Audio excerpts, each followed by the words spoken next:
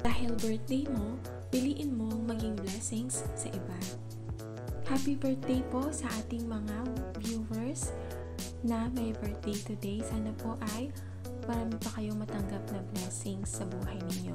At dahil nga po birthday natin, paano nga ba tayo magiging blessings sa iba?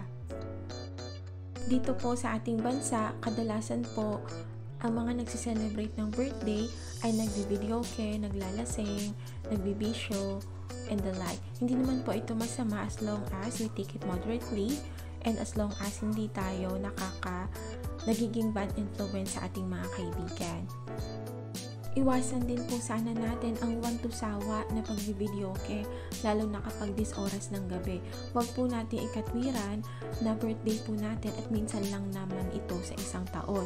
Kasi nakakapirwisyo po tayo sa mga tao sa paligid natin, lalo na sa mga kapitbahay na gusto nang matulog o magpahinga at may pasok pa kinabukasan.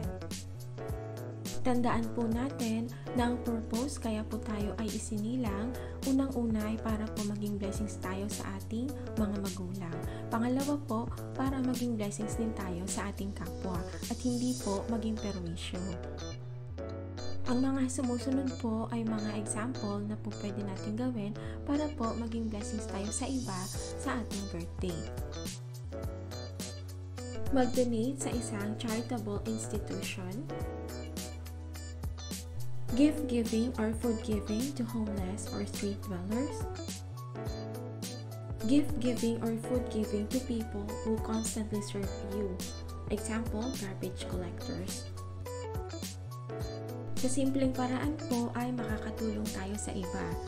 Sana po ay makatulong sa inyo ang ating vlog. Thank you for watching!